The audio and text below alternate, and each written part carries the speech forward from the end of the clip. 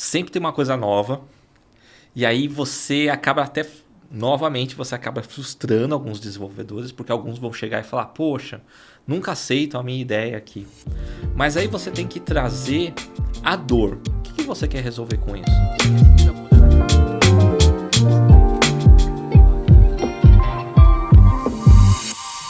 Amigos ligados no Opencast, está no ar a sua resenha semanal, seu podcast de tecnologia e empreendedorismo. Eu sou o Cadu e hoje estou aqui com o Ricardo Correia, um amigo de longa data. E, obrigado por aceitar aí. A gente trouxe outros amigos também em comum ali. E, fiquei feliz em te receber aqui. Sei que vai ser um desafio porque tem bastante coisa aqui, acho que o roteiro aqui ficou bem extenso, mas eu acho que vai ser um bate-papo legal.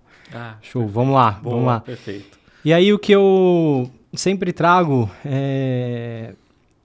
e eu acho que muita gente tem interesse, de saber da história das pessoas na área de tecnologia. E aí eu queria que você comentasse um pouco aí, como que você entrou na área de tecnologia. Claro, perfeito, tranquilo.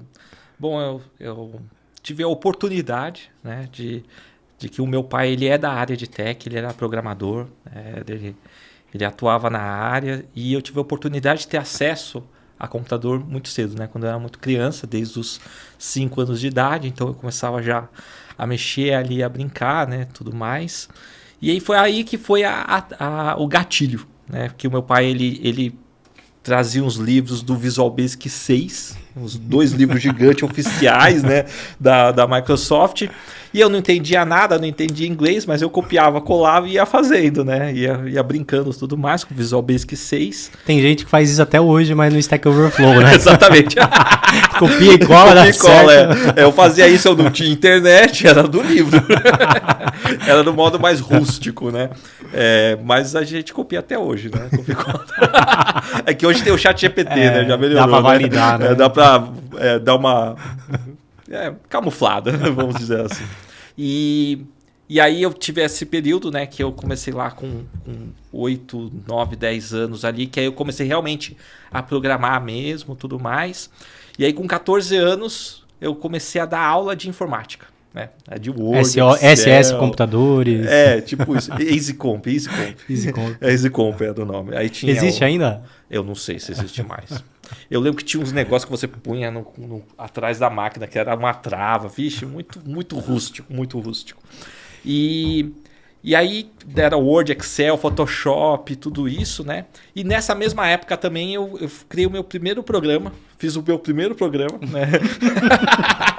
Para imobiliária, eu lembro até hoje desse momento histórico, né? Eu lembro que eu fiz para imobiliária, para gestão de imóveis e tudo mais. Eu cobrava uma taxa mensal ali de R$100 do cara. Não sabia cobrar. Era programa recorrente? Era programa recorrente de assinatura. E programa todo mês, né? E eu não sabia cobrar. Porque eu olhava assim, vou cobrar por linha de código, número de linha de código, sabe? As ideias. Não tinha a menor noção, né, de como seria, né, tangibilizar. Mas na época, qualidade de código era... qualidade não, produtividade de desenvolvimento era contabilizada por quantidade de linhas de código, né? Não, mas existe até... técnicas tipo de APF, análise de ponto de função. Poxa, né? Isso daí, e até pouco tempo atrás, acho que até hoje tem gente que ainda usa. Principalmente eu acho que órgão público. Órgão público, exato, usa isso. Então, poxa, é uma das métricas, né? E aí teve esse período, e aí então lá com 17, 16 anos, eu entrei numa empresa realmente de tech, que fazia software de gestão para empresa. ERP, né? Fazia ERP. E aí foi quando eu comecei a ganhar musculatura na área. Né? Sendo que nesse período foi muito legal, porque eu fiz um software... não me culpe aí se algum avião cair. Mas nessa época eu fiz um software que fazia o relatório de inspeção de produção e inspeção final de peça de avião. E era muito legal isso, porque era uma empresa que a gente tinha lá que fabricava as peças. E esse processo foi um dos que eu construí para eles. Que você pegava lá esse relatório e estourava a peça, né, e você ia dando todas as medidas ali de qualidade. Era muito legal, porque era uma coisa muito fácil para o cara operar. E também nesse período a gente já fazia coisa de hoje chamam de user experience, né? É a melhor experiência pro cara, não sei o quê. Mas naquela época, eu criava alguns programas que era pro cara realmente, que estava na linha de produção, que não sabia mexer no computador. E ele tinha só um tecladinho assim pequeno, e ele tinha que apertar botão e falar que essa peça tem tanta quantidade, essa não tem, essa passa, essa não, essa vai para um outro processo aqui porque está quebrado. Era super legal, cara. E naquela época uma baita experiência, né, com muito pouco, né? Hoje a gente vê na área de tech que parece que você precisa ter um batalhão de gente fazendo isso, né? Para se preocupar com a experiência do exato. usuário, porque existem níveis de usuário, tipos de programa. É isso aí. E nessa experiência aí foi muito legal isso, porque eram pessoas assim bem simples mesmo, que linha de produção, que não sabiam mexer no computador. Então você dava um tecladinho para ele, tinha uma tela lá, o cara operava e já saía a nota fiscal lá na ponta. Tudo pronto, sabe? Nota fiscal eletrônica, tudo mais. Que nessa época também, nota fiscal eletrônica foi um desafio, porque não tinha nada pronto. O governo soltou lá o manual deles de 400 folhas e falou, tem que fazer aí. Aí eu peguei esse manual e fiz. Né? Eu lembro dessa época. Cara, foi muito legal fazer isso. Foi muito legal. Legal. E aí foi... então, pelo visto, você não teve nenhum side job, né? Você começou na área de desenvolvimento. Comecei em desenvolvimento e continuei até hoje. E aí, você passou ali como desenvolvedor. Hoje você... Conta um pouquinho sobre hoje. Hoje você tá... Claro. Hoje eu tô como diretor de tecnologia da Pink. Legal. Tive essa oportunidade aí na Pink de liderar o time de tech. Agora a gente tá também num processo ali de... Time de operação, talvez, eu estou meio que cuidando também, mas não oficialmente, é uma coisa mais paralela, né? Porque a gente está reformulando alguns processos internos, porque a gente está se preparando para crescer. Então, está sendo um desafio legal, sabe? O que é a Pink? Consegue dar? Claro, a Pink a gente é uma plataforma de interoperabilidade de mensagem, né? A nossa tese futura é que a gente possa, qualquer pessoa se comunicar por qualquer dispositivo, né? Trocar mensagem, porque mensagem, conversa é sempre a mesma coisa, independente da plataforma, né? WhatsApp, Telegram, Instagram. Será que se no futuro eu quiser conversar com o Cadu pelo WhatsApp e depois eu ir para o Messenger e depois eu ir para o Instagram, por exemplo, o Cadu é a mesma pessoa. Será que não deveria ser uma coisa só? E a gente vê tudo junto, mesmo que sejam plataformas diferentes, é um pouco a nossa tese do futuro. Mas a tese atual que a gente trabalha é atendimento, que a gente pluga o WhatsApp e agora estamos soltando a funcionalidade de Instagram e Messenger, que você pluga essas ferramentas e você faz atendimento. Você pode plugar o WhatsApp, o oficial e também não oficial, né, que é uma maneira de você conseguir escalar ali melhor sua operação, né? Bem legal a plataforma, né? É mais focado hoje em atendimento, mas a tese futura é essa. Né? Legal. E falando de desafios ali, o que você vê como desafios de tecnologia? O que vocês estão fazendo ali dentro que é bacana de tecnologia? Legal. A gente tem um desafio lá que... Se a gente fica 10 segundos, começa a ter latência de mensagem, começa a ficar lento, nosso suporte explode.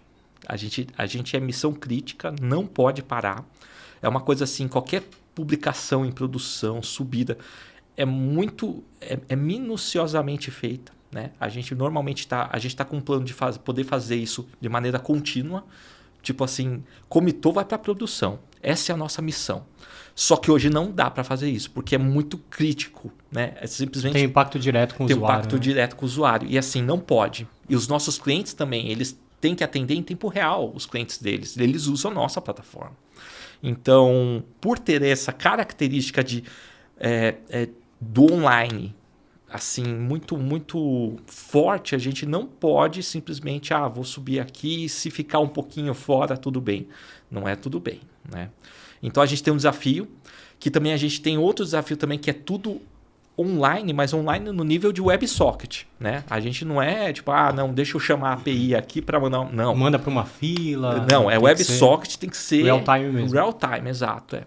Tempo real ali. Então esse é o desafio. Um desafio é a questão de missão crítica, que você ter um processo que você possa subir software de maneira contínua, sem ter indisponibilidade, você conseguir conter, né? Você conseguir conter o raio de explosão, né? Tipo, ser pequeno se acontecer algum problema e você conseguir fazer rollback automático. E essa questão de mensageria em tempo real, que a gente está reformulando toda a espinha dorsal da Pink agora, né? Estamos preparando algo para deixar mais resiliente todo esse processo. E aí, falando de tecnologia, qual que é a stack ali? O que vocês usam? Hoje a gente tem Node, né, que é o carro-chefe, é o principal, a aplicação principal é em Node. A gente tem o MongoDB, que é essa aplicação em Node plugada no MongoDB, que a gente até utiliza para o real-time, alguns mecanismos do próprio Mongo, né, para fazer atualização em tempo real. Temos Golang, então tem alguns softwares em Golang, satélites ali, e tem muita coisa em Lambda, que a gente usa a AWS. Só que a gente... Function ali, né? Oi? Usando serverless ali, function, né? Exato, usando os functions lá, só que a gente quer tirar, tá? Porque trouxe uma dificuldade nos testes. Para testar é um pouquinho... Eu imagino que até para monitoramento, né? Métricas, acho que dependendo da granularidade de Lambda que você tem ali, acaba sendo um pouquinho complexo de fazer troubleshooting, de você ter observabilidade, né? Até tem, mas eu acho que custa caro, né? Tem, e quando você escala mesmo, vai para coisa pesada, vai ficar caro, né? É que nem o S3, um baita serviço legal de storage e tudo mais. Mas quando você quer fazer alguma migração, análise de arquivo, deixa eu fazer um processamento aqui de arquivo. Já era, fica caro. Você vai pagar uma facada. Né? A gente teve uma migração recente de nuvem, né? Porque a gente passou pelas 3 nuvens. A gente passou pelo Azure, passou pelo Google, passou pela AWS. Acabamos parando na AWS. Foi uma decisão de outros que vieram antes de mim, na Pink. E hoje eu herdei isso. E tudo bem, eu lido com isso. Tá? Não tô dizendo que é ruim, mas também não foi algo tipo assim estratégico. Né? Tipo assim, eu vou usar a AWS porque está na minha estratégia. Não, foi simplesmente... tem um crédito aí, usa aí. Sabe? E aí ficou. Você acaba criando um lock-in nas tecnologias que foi criado o lock-in por causa disso, porque não teve estratégia. E nada contra a nuvem. Acho que assim, se fizer sentido, tem que fazer o lock-in mesmo, tá tudo certo. Mas sem estratégia, não. Sim. Poxa, vamos tentar, né, montar uma estratégia que, tipo, se fizer o lock-in é porque faz sentido. Hoje eu tenho uma diretriz muito forte de mínimo lock-in. Então, todos os nossos serviços, a questão de Lambda, converter para dentro, é relacionado a isso. É para tirar o lock-in. Né? É isso. Pô, bacana. E aí, falando um pouquinho de arquitetura, o que vocês usam ali? Tem alguma estratégia de arquitetura de serviço? Sim, a gente tem. Tem uma frase que eu uso, que você padroniza para você escalar. Se você não padronizar, você não escala. Não adianta, não é fazer software de qualquer jeito. Agora eu vou usar o método X aqui e vou fazer. Vou dar um exemplo. Uma das empresas anteriores que eu passei, eles colocaram lá, tinha um Postgres gerenciado na nuvem e surgiu um MySQL. Né? Tinha os dois. E aí quando eu perguntava para as pessoas por que tem esses dois, ninguém conseguia me responder. Porque no final do dia, se você for ser pragmático, os dois resolvem o mesmo problema. É o mesmo problema. Então, assim, por que eu tenho 2? Eu vou ser especialista em MySQL e Postgres? Nada contra um ou outro, mas, cara, escolhe um e fica em um. E fica bom em um. Sim. Não fica bom em 5, porque eles têm as suas particularidades. Né? Então, eu sinto que às vezes falta isso, sabe? Essa mentalidade do tipo assim, não, cara, eu uso esse muito bem. Às vezes você estressar a tecnologia e você tirar a conclusão de que, beleza, não me atende... Eu preciso enxergar outra tecnologia que acaba me atendendo por esse problema específico que essa outra tecnologia não me atende, né? Exatamente. É isso. E eu sinto que falta isso. E aí se linka um pouco até com a padronização. Porque a padronização cara, a gente usa essa tecnologia. A gente é bom nessa tecnologia. Então hoje a gente tem sim uma estratégia lá, que o nome dessa estratégia, você conheceu ela na DOTS, chamado de Dharma, né? Era o Dharma, que era a padronização e tudo mais. Dharma... Acho que eu já, obviamente que a gente já perguntou isso, mas provavelmente devo ter esquecido. O que é o Dharma, cara? Ah, sim, é o Dharma, para quem, né, está assistindo e entendeu o que é o Dharma. O Dharma é o alicerce de todos os sistemas. É para você padronizar. Então, por exemplo, você vai falar com um banco de dados, você não vai fazer a sua função para você conectar no banco e fazer query direto. Não. Você vai usar o Dharma e o Dharma vai padronizar isso, vai estar padronizado para você. Então, tudo que é disponibilizado na arquitetura é através do Dharma. É por esse padrão. É um framework corporativo que vai acabar te dando facilidade de desenvolvimento. Exato, então, vai te dar velocidade. Ele precisa conectar num broker, num Kafka, um RabbitMQ, ele já vai seguir os padrões ali, já tem o conector, é só plugar e usar. É isso. É isso aí. E aí ele coloca esse cara, né, que é o Dharma, no caso da DOTS é do Dharma, coloca esse cara no software e ele força a padronização. Então o cara não pode reinventar a roda, porque tem que seguir. Por exemplo, uma coisa que eu vejo, em cada lugar, em cada software, se você deixar livre, o desenvolvedor ele vai fazer o carregamento de variável. Coisa básica, carregamento de variável de configuração. Sim. Cada software vai ser de um jeito. Uma hora ele vai carregar no arquivo JSON. Uma hora do Env, uma hora da máquina. Da máquina, outra hora do tipo assim, não, você tem que digitar ali na hora quando tá... Cara, uma zona. E no final, tem outra frase também que eu falo, que ela não é tão bonita, mas... É o seguinte, prefiro um padrão ruim do que sem padrão. Porque o padrão ruim, eu sei o que eu preciso evoluir. Eu sei o que está ruim. Então eu posso melhorar. Quando não tem padrão, cara, é torre de Babel. Tipo assim, cara, ninguém fala com ninguém. E se não está documentado, né? E a questão de documentação também sou um pouco polêmico em relação a isso. Isso é legal. A gente pode entrar na questão de documentação, mas só para fechar esse tema da arquitetura do padrão, então você tem o Dharma, que padroniza tudo. Na Pink a gente está construindo o Thunder. O nome dele é o Thunder, que é para padronizar isso. Já estamos fazendo uma reformulação desse cara, né? Que é para padronizando isso, ele apoia outros processos que também é esteira de entrega de software, porque é tudo baseado nele. O Thunder, por exemplo, eu quero ir muito além do que a gente foi no Dharma, que é o seguinte: eu pergunto para o software quais são os seus modos de execução, e o Thunder já vai ter uma estrutura que vai dizer: eu tenho 3 consumers, um worker, uma API, um serviço, uma interface aqui, e automaticamente a minha esteira vai colocar tudo isso em produção respeitando essas regras. Consumer, de uma N instâncias. Worker, cron job, precisa ter um agendamento, porque só roda uma instância de cada vez. Uma API tem que ter um endpoint. Consumer não tem endpoint, mas a API tem. Então ele já, através de padrões, ele já monta tudo para você. Isso é muito legal, porque aí você padroniza monitoramento, métrica, já vai tudo, né? Vai tudo. E aí o foco do desenvolvedor, que deveria ser... Desenvolver, né? Desenvolver o produto. Regra de negócio. Não se preocupar com setup. E é uma parada bem legal que você já entrega muito dev experience, né, pra galera. Isso, exatamente. Isso é bacana. E o que significa Dharma? Dharma é um termo budista, né, que é um alicerce, é tranquilidade, é equilíbrio, entende? Entendi. É isso. E Thunder, cara, é Thunder.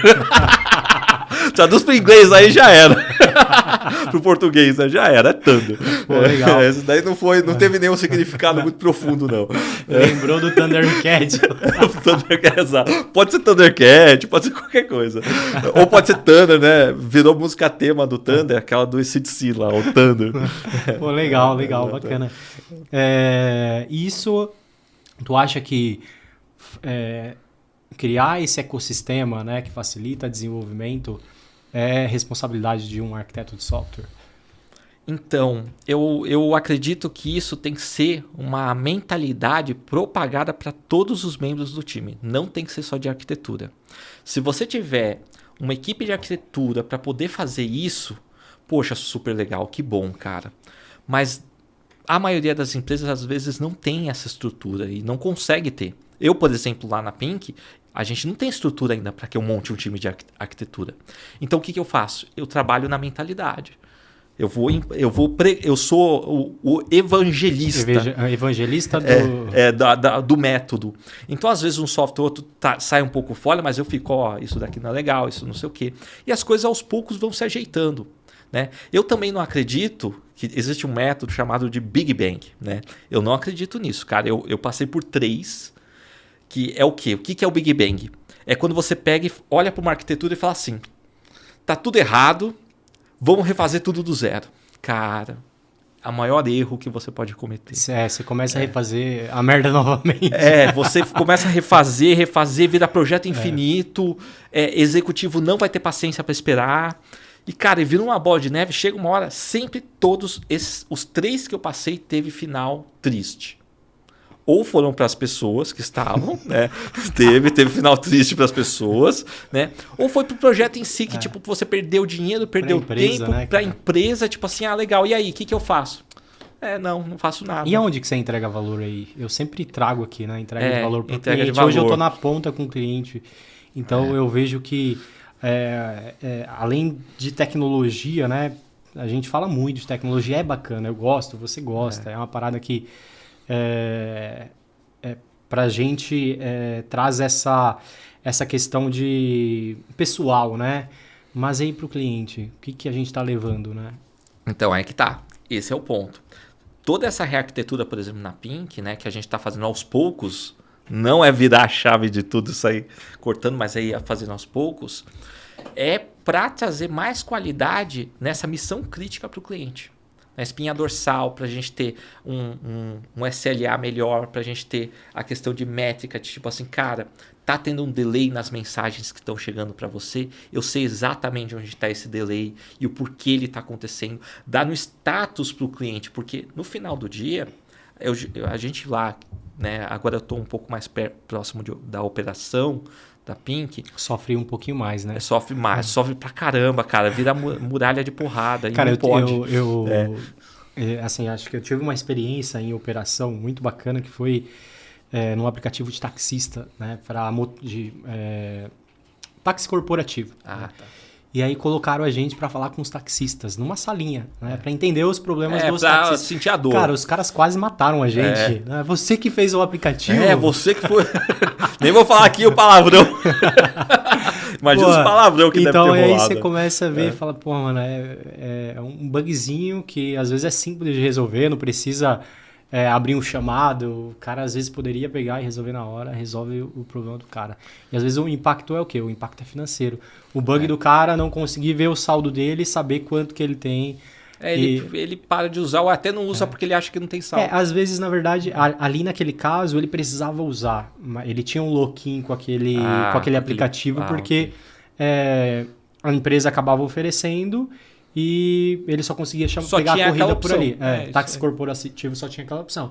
Mas o impacto era financeiro no cara. Às vezes o cara tava com, sei lá, precisava pagar uma dívida. E às vezes é um público que... Né, mais simples. Um público mais simples e isso faz diferença. Sei lá, um pouco de dinheiro que às vezes na semana cai ali para ele faz a diferença. Total. Então, para quando a gente está na operação, eu acho que todo desenvolvedor deveria ir para a operação, cara. Aliás, isso é interessante. Lá, o que eu fiz para compartilhar a dor, né? Eu fiz rotativo. Todos os desenvolvedores têm a semana dos tickets e eles vão para a operação, né? Por quê? Eu quero que sinta dor. É isso. E sente a dor. Sim. Sente a dor ali da ponta. Só que ainda não tá tão intenso porque ainda existe uma barreira ali dos tics e tal. Eu quero deixar mais próximo. Né? Mas isso vem com o tempo. É uma estratégia aí de médio prazo. Pô, legal. E aí, a gente já tava falando do quê? A gente tinha caído no assunto. Eu não lembro se era documentação. Documentação. Tu é polêmico sobre isso. Explica pra gente. Pra mim, não tem que existir documentação. Ela tem que ser algo que tá... O código tem que ser autoexplicativo. Quando você constrói toda essa padronização que eu falei, existem alguns motores que podem muito bem, através desse padrão que eu falei, porque assim, quando eu falei que eu vou fazer uma esteira de entrega de software, que pergunta para o software quais os seus modos de execução, e ele fala, olha, eu tenho 2 consumers, um worker e tudo mais... Não é só isso que esse cara vai fornecer. Ele vai fornecer também assim, você usa a fila X e você usa o cache Y. Então, consequentemente, eu sei que aquele serviço, ele usa um Redis, que é o que eu tenho na minha arquitetura, e também usa o Message Broker. E só aquele consumer usa, os outros não. Então, automaticamente, sabendo disso e tendo esse cara que faz essa transcrição automática, porque você codificou isso. Então, se você codificou, você consegue muito bem fazer. Esse framework, o Thunder, é para fazer isso. E aí, quando ele extrai esse metadata do software, ele já monta a arquitetura. A ideia é essa, porque existem modelos lá no GitHub, é só pesquisar, tem alguns lá que você programa o desenho e ele monta para você. E é isso que eu quero fazer, automático. Porque o cara, no final do dia, o desenvolvedor só tem que se preocupar com o código. Se ele mudar o código amanhã para ele utilizar cache, automaticamente esse desenho vai aparecer uma caixinha nova dizendo que esse software usa o cache. Que esse é o primórdio para que a gente faça o catálogo dos softwares. Tá, e aí eu vou bacana. ter um mapa automático de arquitetura. Eu não vou ter que ficar desenhando sempre a arquitetura. Sim. É automático, só sai de acordo com o que o dev programou. Você já tem o desenho como código, né? Exatamente. E aí você pensa em usar Backstage, usar Então, o Backstage, eu não gosto dele. Não gosto. Acho que ele é legal se você pegar ele aí, instala aí, porque eu tenho que ser muito rápido e tal. Pô, beleza, usa ele, tá tudo certo. Mas eu não acho que ele ainda é um bom catálogo de software. Não acho que ele seja esse cara ainda. Ele não é aquele cara que você bate o olho e fala, cara, é o cara. Para mim, ele ainda tem uma jornada ainda para se tornar o cara. Por exemplo, né? Uma tech que eu vi aí recentemente, que eu falei, cara, isso daqui tá muito bom. É um InPhysical. Já ouviu falar do InPhysical? Não. O InPhysical é um Secret Manager, né? É tipo o Vault da HashiCorp. Legal. Só que, olha só que interessante, a abordagem dele foi muito mais de UX, né? Ele trouxe uma questão de UX muito forte. E isso para mim... O Backstage já não tem. Já é uma parada bem mais técnica. O Backstage é mais técnico. O Vault é mais técnico. Por exemplo, o Vault, quando você faz um cluster do Vault, se uma das instâncias cai, você tem que voltar no ar, você tem que refazer o selamento. Né? Você tem que ir lá e refazer. Nesse processo, sua infra pode cair. Então, assim, você fica vulnerável. Isso é do que eles fizeram, a HashiCorp? Botaram a funcionalidade para fazer isso automático no Enterprise. Então, assim, você fica, putz, cara, eu comecei aqui, se eu crescer um pouquinho, eu posso ficar na mão por um tempo. Assim, tudo bem, você vai resolver. Mas eu sinto que esse tipo de coisa, poxa, não deveria estar no Enterprise, deveria estar no oficial. O InPhysical já não tem tanto isso. O InPhysical tem uma coisa mais de auditoria quando você vai para o Enterprise, que realmente faz sentido. Se você vai para o Enterprise, o cara maior, ele quer um nível de auditoria alto, né, na questão ali. Que o menor não quer tanto. A gente é pequeno, a gente não quer tanto, entendeu? É um pouco disso. Né? Pô, legal. E aí, uma parada que você trouxe aqui, né? Hoje você está a Pink é uma startup, né? A gente sabe que startup a gente tem que fazer muito com pouco e você já trabalhou em organizações onde você tinha pessoas à sua disposição, né? Pô, tem um arquiteto, equipe de arquiteto, equipe de QA, equipe de desenvolvimento. E o que você vê, qual é a diferença que você vê em gerenciar? Falando de gestão, né? Que sempre você, nessas empresas, lidou com um cargo de gestão. Isso. Qual que é a diferença de uma empresa maior para uma empresa menor? Olha, o que eu vejo hoje que você, muitas vezes, você tem uma coparticipação, mas você não tem uma total responsabilidade do processo. Né? Ele fica um processo, abre aspas, mais leve, porque você tem divisão de responsabilidade. Né? Quando você está numa startup, você não tem divisão de responsabilidade. E isso causa um estresse que nem todo mundo está pronto para isso. Tem gente que não está pronto para isso. Porque se você sai por exemplo, você sai do corporativo, você viveu sempre no corporativo, tal, você vai crescendo na sua carreira, você era coordenador, virou gerente, virou diretor, virou presidente, e você faz uma virada, não, vou fazer minha empresa, vou fazer startup. Cara, você vai fazer o café, entendeu? Ah, mas eu não faço café. Cara, você vai ter que fazer o café. Senão ninguém vai fazer. Tipo assim, acabou, não tem mamata, entendeu? Só se você começar ganhando um investimento de 1 bilhão. Sim, tipo assim, mas cara, não é o comum, é extremamente errado. Então a diferença é a divisão de responsabilidade, você acumula muitas funções. Eu na Pink eu acumulo função. E tá tudo bem, não é uma reclamação. É que eu gosto, né? Eu gosto desse... Sendo que eu sempre... eu acho que se crescer muito, né? Eu vou ficar frustrado, sabe? Acho até tem casos aí do mercado aí que algumas pessoas, até que trabalhavam no Nubank lá no começo, quando cresceu muito, saíram, né, do time de engenharia, porque falaram, cara, isso não é mais para mim, já tá estruturado, tem tudo ok e tal.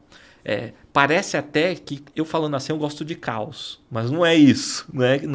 Não, eu entendo. É builder, é o tipo de cara, é builder, construtor. Exato.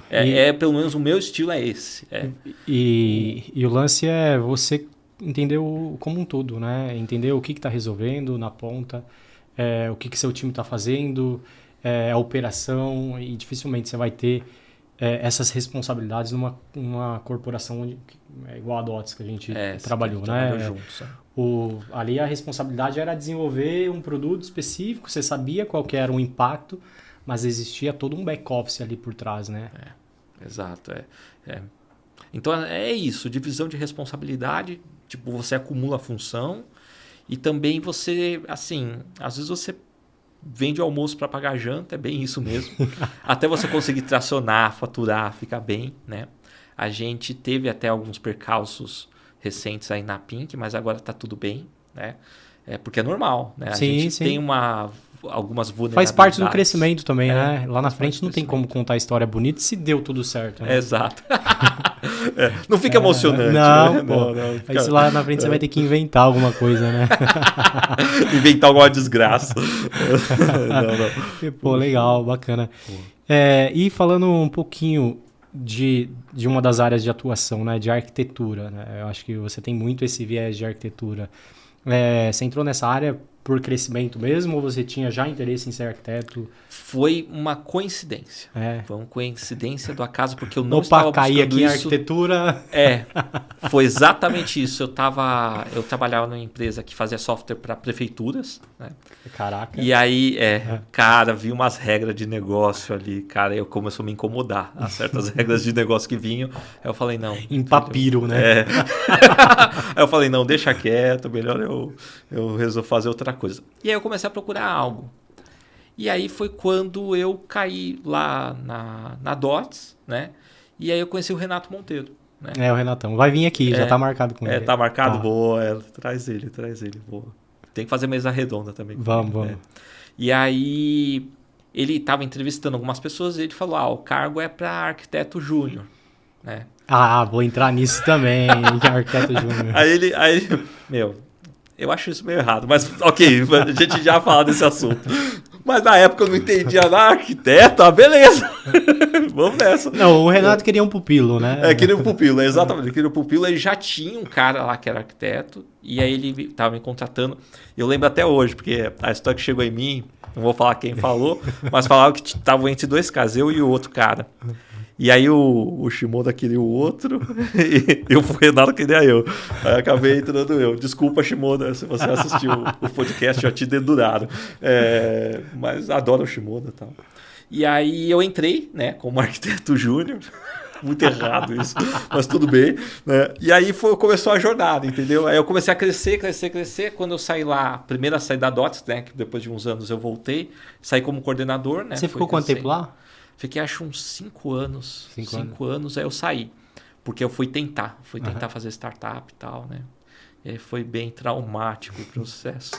Vamos falar disso. A gente vai... Mas enfim, aí foi quando eu caí na questão de arquitetura. E aí eu fiquei, né? Fiquei nessa questão de arquitetura e tudo mais. Pô, legal. E pergunta, existe arquiteto júnior? Gente, não existe arquiteto júnior. Não existe, tá? Cara. Arquiteto, ele já tem que ter um nível de maturidade e de visão holística muito maduro, né? Não existe o estagiário arquiteto, sabe? Não dá, entendeu? Porque... Já é uma posição muito estratégica, né? É muito estratégico, porque ele pode ferrar a empresa inteira, né? Você ferrou a empresa inteira. Cara, algumas coisas são perigosas, não vou compartilhar, mas trazer uma merda aí que você fez como arquiteto júnior. Teve merda. Teve uma vez, era 2 horas da manhã, mais ou menos. Aí a gente tava fazendo a primeira plataforma de viagem da DOTS. Viagem a DOTS. E aí, eu dei um update sem where lá. Não foi um update, foi um delete sem where. Eu zerei a base inteira. Cara, aquilo... Eu lembro eu tava com o Renato Monteiro, tava no meu lado. Cara, o que aconteceu? Eu acho que eu sei o que é, mas eu não quero falar. Eu sei o que é, mas não quero falar. Nossa, cara, na hora, tipo assim, não foi engraçado na hora, não. Não foi engraçado, não. Mas assim, eu lembro que eu tinha, só que assim, eu não era tão júnior assim. Eu tinha um backup. Não era tão júnior, não. Eu tinha um backup e tal. Pegadinha do malandro. Pegadinha do malandro. Mas na hora deu um susto e tal. E uma parte dava pra reconstruir também via script. Então não foi uma coisa tão crítica. Mas na hora, cara, você chora, né? Você fala, nossa, cara, que merda que eu fiz. E quais são as etapas aí para ser um arquiteto, né? Porque eu vejo que tem muita gente que, inclusive, tem muito MBA agora em arquitetura de software, e existe essa expectativa das pessoas que estão entrando em desenvolvimento ser arquiteto de software e até mesmo concorrer a uma posição como arquiteto júnior. Na sua opinião, quando que uma pessoa está pronta para assumir um cargo de arquitetura? Tá. Tem um termo que eu uso também, que eu não gosto de arquiteto de PPT. E o que eu estou vendo que o mercado está formando são arquitetos de PPTs. Que é o cara que chega lá, não, porque tem que ter o componente aqui A, B, C, D, pega aquele C4 model, né, que é um negócio para desenhar arquitetura, ou Enterprise Architect, né, fica desenhando caixinha, tem que ser assim, né? Ou pega um Domain Drive Design. Não, porque o modelo, a linguagem ubíqua, né? Bonito, né? Até de falar. Bonito e de falar. Bonito. Implementa isso. Coloca no ar esse software. E aí que está o ponto. O que eu sinto que está faltando e que precisa ser trabalhado você desenvolver software mesmo, né? Você projetar o software, mas com o intuito de, cara, como é que eu coloco bem isso em produção? Essa experiência só o tempo vai te dar. Não tem caminho fácil. As pessoas querem um curso ou coisa do tipo. Esse não é o caminho. É você colocar software em produção. E você vai ver que aquele cache que você colocou naquela linha lá de código te fudeu. Então assim, cara, você vai perceber isso, entendeu? Tipo assim, cara, eu não deveria ter feito isso. E aí você vai montar, você vai criar essa musculatura para que você um dia, vai ser uma coisa natural, você vai falar, cara, olha, isso daqui não posso fazer, mas isso eu posso fazer. E você começa a ter um debate muito mais estratégico em relação ao software. E não ficar desenhando caixinha, né? Porque às vezes o simples resolve. Então assim, falando da jornada de arquitetura, se você quer ser arquiteto, na minha visão, colocar muito software em produção. Quanto mais softwares você colocar em produção, você acompanhar, você tiver mais essa oportunidade, é o que vai te tornar um arquiteto. E às vezes, antes de ser um arquiteto, ser um bom desenvolvedor, né? Exato, tem que ser um bom desenvolvedor. O cara que vira arquiteto sem ser um bom desenvolvedor, para mim, ele não é arquiteto. É polêmico, eu sei, né? É minha opinião, não me cancelem, mas... Vai ter um monte de arquiteto júnior aí embaixo querendo me pegar uma porrada, exato. Mas assim, por exemplo, outro dia, né, eu estava entrevistando, quando eu tinha time de arquitetura, né, que na Pink a gente não tem, mas quando eu estava entrevistando pessoas, teve um cara lá que eu fui entrevistar que ele resolvia tudo com CQRS. Desculpa, cara, mas você precisa fazer mais software. Faz então 20 softwares com CQRS e mete em produção. Você vai perceber que esse método não serve para tudo. Mas toda a solução que ele me dava era com CQRS. Às vezes o cara tá tentando... Só tem uma ferramenta, né? Ele tá tentando martelar um prego, tirar um parafuso, tudo com martelo. Tudo com martelo, exato. Abrir a porta com martelo. Vai dar certo? Vai, né? Vai, ele consegue. Dá para fazer. Mas se ele fizer umas 5, 6 vezes, ele vai começar a olhar e falar, cara, esse negócio tá complicado. Sim. Às vezes é uma parada simples, né? Uma parada simples. Então, o que eu acho que hoje... O que está faltando é alguém que propague, acho que, e por isso eu falei lá do projeto lá que eu tô em mente, propague que o simples resolve. O simples resolve. Às vezes você não precisa de cache, você não precisa de um banco de dados NoSQL que ele escala 20 vezes. Cara, Postgres resolve. Você tem só 10 usuários, né? Pra que você vai escalar 20 vezes? Exato, para. E o pessoal quer, tipo assim, não, porque missão crítica. Não, não é, cara. Deixa as coisas acontecerem no seu tempo. Né? E eu sinto que as pessoas antecipam muito, né? É a famosa sobrecarga de engenharia, né? Over-engineer, né? Tipo assim, vou fazer tudo o que é possível o cenário aqui. Não. Faz o básico bem feito, né? Por exemplo, lá a gente está projetando esse Thunder. A ideia é que o Thunder, por exemplo, dê todas as ferramentas para o cara poder testar muito rápido o próprio software.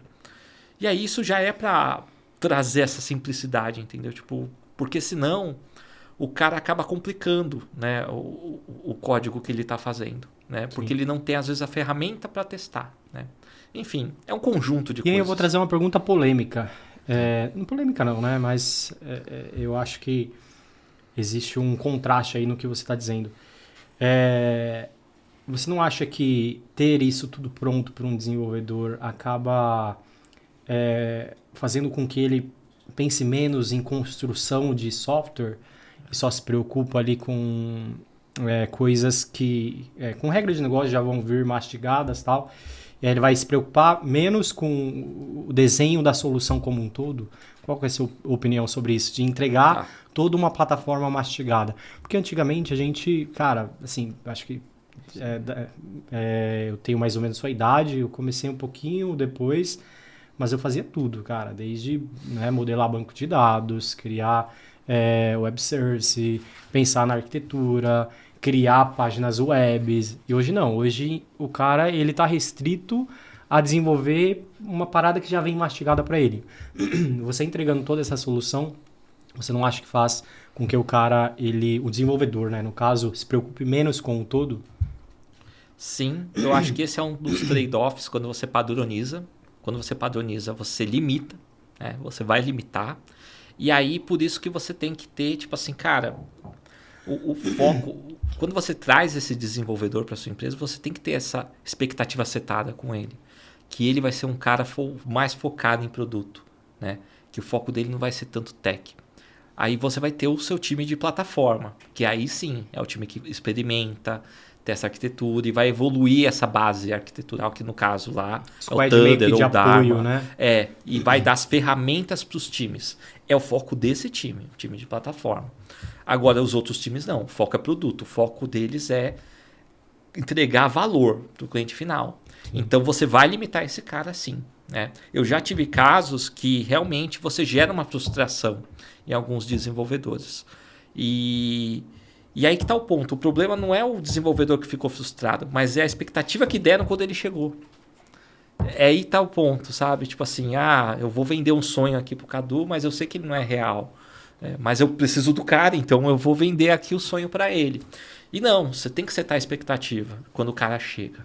E também não quer dizer que o cara ele não pode, né, contribuir ou até mesmo querer entender como aquilo funciona, né? Sim, tinha uma estratégia que eu aplicava que era o seguinte: todos são livres para fazer sugestões e evolução nos alicerces, na plataforma.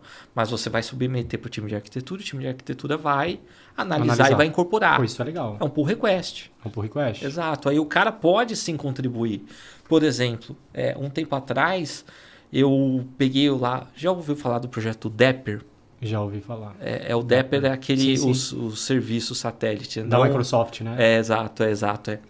Eu tenho um commit lá, eu fiz contribuição. Por quê? Porque eu vi que estava faltando uma peça, eu estava usando, né? Numa das empreitadas que eu tive, a gente estava experimentando ele. E ele não tinha um conector para Postgres. Eu cheguei lá, li a documentação, construí o conector para o Postgres para eles e submeti, fiz um pull request.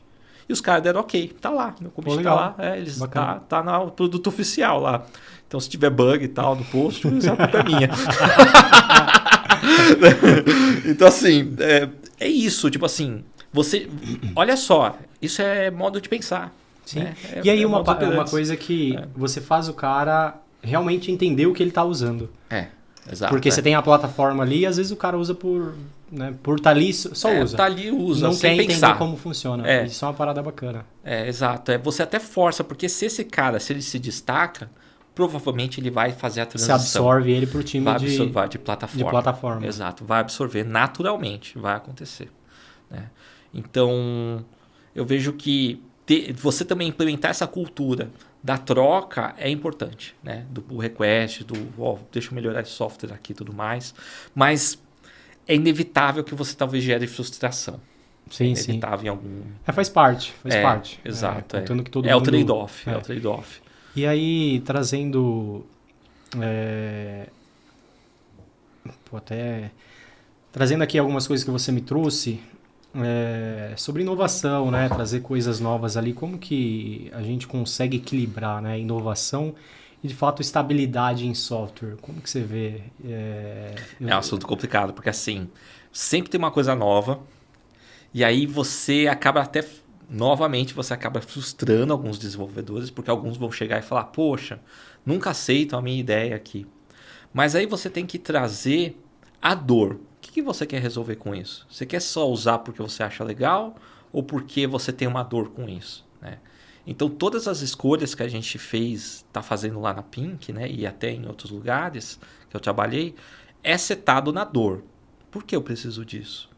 Por exemplo, a gente tem o Redis. Redis é o supra-sumo do cache, né? De serviço de cache. Você já ouviu falar do Dragonfly? Não.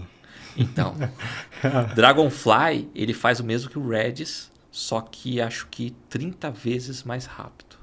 Tipo, destrói. E o Redis já é top de mercado, né? Legal, cara. Você precisa ser 30 vezes mais rápido? Talvez não, entendeu? Tipo assim... só que ele tem compatibilidade com o Redis e tudo mais. Se você está construindo algo do zero e ele está fácil, cara, usa, beleza. Agora, eu já tenho uma operação, tenho um cluster já rodando em Redis. Aí eu olho para ele e falo assim, vou trocar pro Dragonfly aqui. Tipo assim, você tem lá tipo 10 milhões de usuários. Aí você fala, cara, você precisa mesmo disso? Então a inovação, às vezes, ela acaba... Ela por si sozinha, ela é muito perigosa. Porque você pode tornar o seu ambiente indisponível, pode ter uma nuance ali que você não sabia que existia, vai aparecer. Porque você quis ser cool, né? Da hora. Né? E ninguém às vezes se preocupa com a parada que é importante, que é o suporte, cara. Explode na operação, no suporte. E aí, eles que vira muralha de porrada. Né? Você vê que, tem um bug lá que... quem desenvolveu determinada tecnologia está aberto lá há 3 anos, ninguém resolve o problema e o cara não olha para isso. Exatamente. Aliás, uma das estratégias que a gente vai ter lá em breve, que é esse multirão para tipo assim, tirar tudo que está na fila, entendeu? Porque você tem priorização, né, de bug. E aí quando você vai priorizando, alguns vão ficando para trás. E aquele que vai ficando para trás, normalmente, é do seu cliente que é o mais fiel a você. Porque ele está mais tempo com você. Mas por isso que ele está para trás. Porque às vezes o cara não é tão chato, mas está lá incomodando ele. Né? Então assim, poxa, será que você não tinha que cuidar mais desse cara? Que é o seu cliente mais fiel, Sim. mais leal. Então, de tempos em tempos, eu acredito que a gente tem que parar o time e falar, gente, vamos dar uma organizada aí. Em breve a gente vai fazer isso lá também.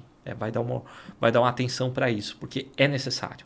Porque as coisas se acumulam com o tempo. Né? Principalmente quando você não tem padronização. E não tinha. A gente está fazendo agora lá na Pink. E você faz essa gestão de débito técnico? Tem tudo registrado. Tudo registrado, tal, nada é esquecido. Né? A questão é executar. Mas porque assim, tem pouco recurso, você faz, né? Você tem que fazer... É prioridade, né? É prioridade, tem que ver onde que você vai trabalhar primeiro. Exato, E aí uma outra pergunta aqui, mas falando de arquitetura, né? O que é fundamental para construir uma base sólida de arquitetura? Qual que é a sua opinião sobre isso? Olha, para mim, você tem que... Hoje, você tem um conjunto de tecnologias que você vai precisar em algum momento. Então, para você... Comece pequeno. Né? E o que seria começar pequeno? Padroniza para escalar. Então, você vai padronizar. Então, você vai criar o seu Thunder, né? E você fala assim, qual é a primeira coisa que eu preciso? Né? Eu preciso de banco de dados. Então você vai criar um módulo de banco de dados e você vai implementar nesse seu Thunder e disponibilizar para a empresa, né? Para os softwares e vai falar, agora todos os softwares usam esse cara. Só que existe um mínimo ali, tá? Que eu considero o mínimo, que é o seguinte, configuração, carregamento de configuração, né? Um módulo para dizer os sub-softwares que estão dentro desse software que você está construindo. Então, tipo assim, aquela história do consumer, work, API, tem que ter esse cara. Para mim, esses dois é o mínimo. O cara que você carrega a configuração e o cara que você configura quais são os modos de execução do software. Esses dois. Aí você tem o restante. Banco de dados, SQL, NoSQL, cache, né? Poderia ser um tipo de banco de dados, mas eu gosto de separar porque ele tem um objetivo diferente. Indexador, mensageria, message broker, log, você precisa de log, né? Tipo um mecanismo de log padronizado, que é outra coisa também que eu vejo que fica caótico, né? Ninguém padroniza nada em log. Eu acho que tem mais, mas a princípio seriam esses os pilares. Tipo assim, você pega um tipo de problema e você cria uma implementação para ele. É isso. Só que começa pequeno, faz o básico. Configuração, esse módulo que diz o metadata do software, pronto, é o necessário para começar. E aí depois você vai adicionando esses componentes. Banco de dados, não preciso de banco de dados, preciso só do message broker. Observabilidade, começa pequeno. Pô, bacana. E aí hoje vocês estão ali na AWS, né? E a estratégia dessa plataforma é ser multi-cloud também? Você conseguir criar um pipeline, o cara, ele precisa subir um consumer, né, na AWS, mas ele precisa subir um outro consumer que vai atender melhor ali no GCP. Então, eu vou subir esse consumer aqui, já vou ter observabilidade, vou ter log, vou ter tudo aqui nessa cloud, na outra cloud também. Isso a nossa missão é não ter esse lock-in, né, ser no vendor lock-in, e ter toda essa stack pronta e dependente da nuvem. Então, por exemplo, a de observabilidade, a gente já tem uma estratégia para isso, para que independa da nuvem, né? Então, vai ser sim, a gente usa o Kubernetes, a gente está... e com o Kubernetes a gente padroniza tudo. Claro que cada nuvem tem suas particularidades, mas normalmente as particularidades são relacionadas à borda, né? Tipo o Ingress, disponibilidade de um API Gateway dali, que aí cada nuvem tem o seu. Agora, tirando isso, o resto é tudo igual. Tudo igual. Então, é muito fácil fazer a transição, né? Mas hoje a gente tem ainda serviços presos na nuvem, né? Lambda, né? Tem uns EC2 lá. E aí a gente quer pegar esses EC2 portar para o Kubernetes. Então, aí você padroniza e aí, consequentemente, você diminui esse lock-in. A ideia não é trocar de nuvem, mas a ideia é no futuro, ter a possibilidade de explorar melhor, né, os recursos de cada nuvem. Porque Sim. no final do dia, a nuvem tem que estar na sua estratégia.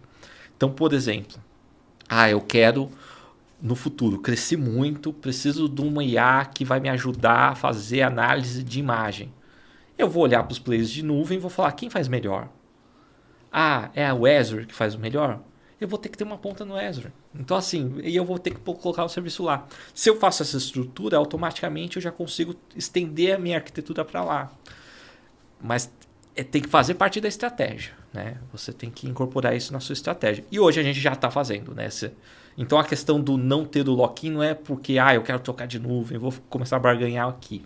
Não, é porque no futuro eu quero ter essa estratégia. E até porque não faz sentido agora, é uma empresa que está começando, né? Você pensar em multi-cloud agora Não, é o Vendeneer, é o Vendeneer, exato. A gente faz aquilo que está mais próximo, que a gente já tem uma capacidade de fazer Kubernetes, mas se a empresa fosse mais nova, talvez nem isso. Tipo assim, não faz sentido, né? Toda essa sobrecarga de engenharia. Né? E vocês usam Golang lá. É fácil a aderência dos desenvolvedores que entram para a linguagem? Nossa, super tranquilo. Golang é uma linguagem fácil de aprender, né? Por exemplo, a gente até fez alguns experimentos com Rust. Rust não é fácil de aprender. Terrível. Não é terrível para aprender. Você apanha mais que cachorro de rua do compilador, né? Nossa, você apanha pra caramba, cara. Cara, é tenso, é tenso. Só que assim, eu sou meio perfeccionista, né? Então, os meus projetos eu tô fazendo tudo em Rust. Mas pra empresa, até ruim pra estratégia, por quê? Porque você não tem profissional. Sim. Então, como é que eu vou expandir meu time de desenvolvimento, de engenharia? Não tem profissional, eu vou ter que formar. E vai levar muito tempo. Golang eu consigo formar mais rápido. Então faz mais sentido ter Golang, né? Porque ela é uma linguagem que é fácil, tem uma ótima performance, é leve, não tem... Assim, para você fazer um software que é pesado em Golang, cara, você tem que fazer muita coisa errada. Muita merda, né? Exatamente. É muita besteira você tem que fazer. Muita. E é difícil você... Nem querendo, eu acho que você Nem consegue, querendo, ele te impede de fazer um monte de coisa errada. E então eu vejo que Golang é uma boa estratégia para qualquer empresa. Independente. Mas vou fazer aqui uma interface. Node tem mais ferramenta? Tem, mas às vezes escolhe uma, fica bom em uma. Golang, já era. Não, vou fazer em Node. Então faz tudo em Node. Não complica a sua vida, entendeu? Faz em Visual Basic mesmo. Não é isso que eu tô dizendo, né, gente? Mas assim, escolhe uma tech e fica nela. Pelo menos no início, quando você tá no início, né? Mas depois de um tempo, aí você pega e fala, não, agora vou... Que nem lá, por exemplo. Era Node tudo. Só que a gente tá meio que colocando Golang. Por quê? Porque a aplicação em Node que a gente tem uma sobrecarga de memória absurda. E aí a gente tá começando a tirar as coisas e ir para um Golang, porque, cara, consumo é custo. E custo, cara, você diminui a infraestrutura. Diminui infra, e aí eu salvo custo, fico mais eficiente. O Rust até menos, né? Que você tira até gestão de memória, você tira a máquina virtual. Você tira um monte de coisa. Cara, Rust é lindo. Eu sou suspeito pra falar. Só que você não faz uma linha de código. Cara, é tenso programar. Agora eu tô mais fluente, então eu tô mais ágil. Quanto tempo para um cara ficar fluente em Rust? Uns... Quantos anos? 2 décadas. Pra você ficar ruim. Pra ficar ok, ainda leva mais tempo. Então, eu acho que, assim, Rust, se você se dedicar um pouquinho, todo dia, uns 3 a 4 meses, você sendo um cara sênior... pensar 3 a 4 horas por dia... Você nem dorme mais. Se você não tiver filho, se você não tiver esposa, se você não tiver... Se você não tiver que comer, no fim de fome. Você aprende. Aí você aprende. Mas se você dedicar 1 horinha, 2 por dia, uns 3, 4 meses, e você compra algum curso para acelerar o processo. Porque o que eu fiz? Eu peguei o manual lá do Rust, que eles têm um site que tem todo o passo a passo lá para aprender. Eu peguei e li tudo. Não entendi nada. Aí eu peguei e falei, cara, qual a segunda estratégia? É eu ficar aqui insistindo. Aí eu comprei um curso de um cara. Comprei um curso e tal, beleza. Fui lá, fiz o curso. Melhorou. Ainda meio, tipo assim, fiz um Hello World.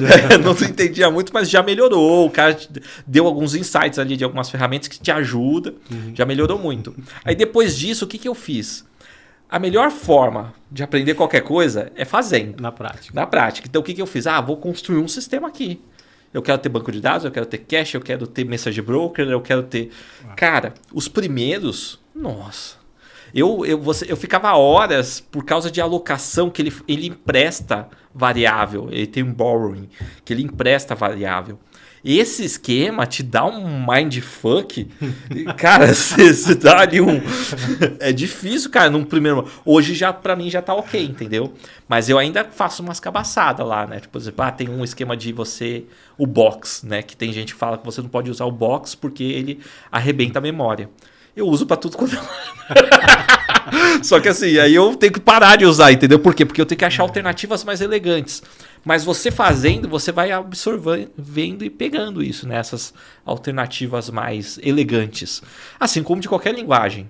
Por exemplo, lá com Golang, quando uma das empresas que eu passei, que eu sempre levei o Golang, porque eu também sou fanboy do Golang, eu coloquei Golang lá. De repente, um dev, veio do .NET o dev, meteu um try-catch no Golang. Para quem não sabe, Golang não tem try-catch. Ele não tem try-catch, que é muito comum nas outras linguagens, que é para captura de erros. Ele não tem. O cara instalou uma biblioteca que simula o try-catch no Golang. Quer dizer, Geralmente vem na função o erro, né? O não segundo é, parâmetro, né? porque o conceito de erro pro Golang é diferente. E faz Acaba total sendo sentido. um tipo, né? É um tipo, e faz total sentido. Eu sou a favor do modelo Golang. Só que quem não entende, ou é primeiro contato com a linguagem, vai fazer essas capacidades. Ah, não tem try-catch, vou instalar uma biblioteca aqui. Entendeu? Tipo assim, cara, não, tenta entender. Tenta entender. Isso é interessante, isso é um ponto interessante, porque hoje eu vejo que a galera, muitas vezes, ela foge do conceito.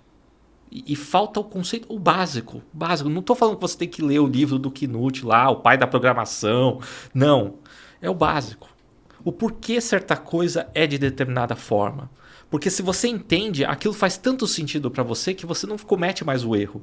Porque você respeita o conceito. E às vezes até você tá programando numa parada que você não sabe nem o paradigma da linguagem. Né? O paradigma também. Você viola o paradigma da própria linguagem. O Golang eu vi, até gente sênior eu vi.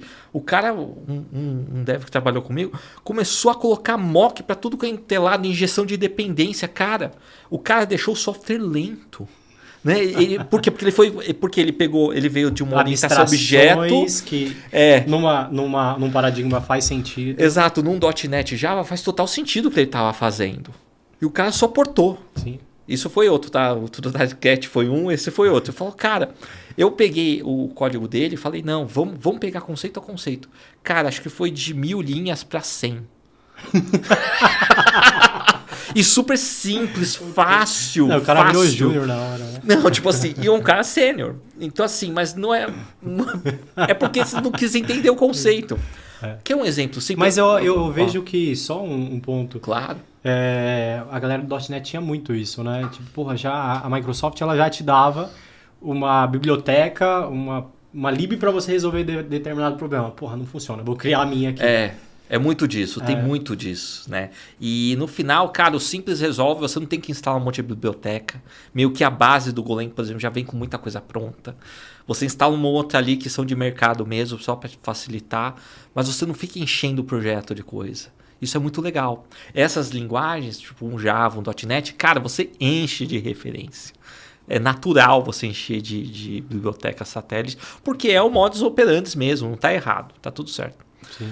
Tem um exemplo que eu gosto de usar, Cadu, para dizer essa questão do conceito, que às vezes falta, né, a gente se aprofundar. E eu também às vezes me incluo nisso também, né?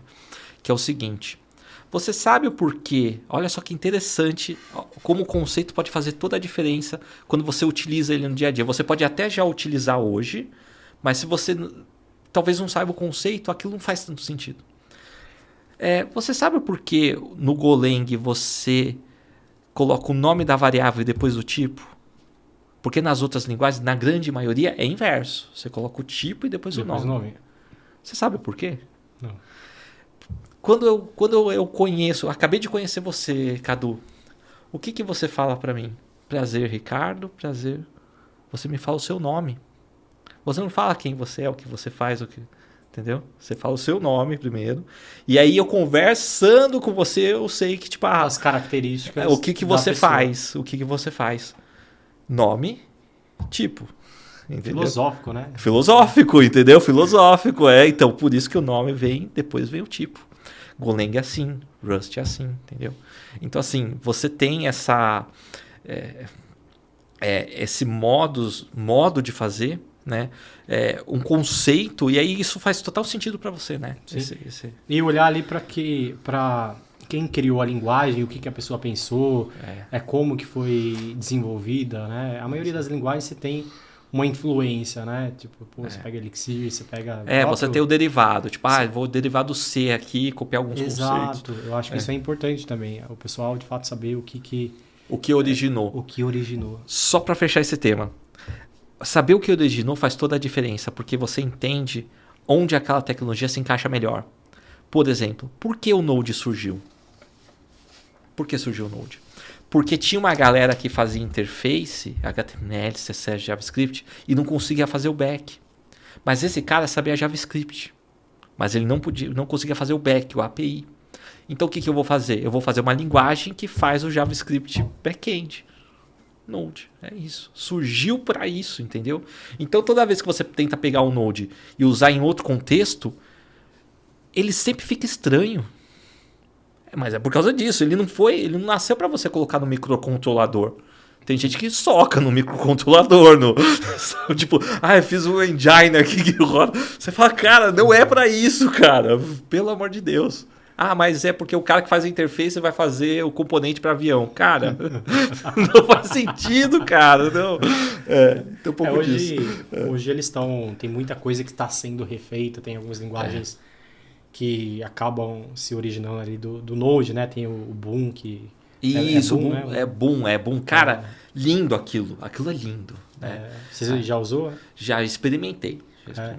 A droga é boa? A droga é boa. Cara, 10 vezes mais rápido. O negócio, assim, lindo. Porque, assim, um dos ofensores pra mim... TypeScript? TypeScript é um Node normal. Se você só troca lá, de vez em usar o Node para rodar, você usa ele. Uhum. E eu não olhei, não vi a fundo. A grande merda do Node é o Node Modules, né? Aquela sim. Trolha que você traz. Se você não tiver espaço na sua máquina, fudeu. Você tem que ter um data center na tua máquina.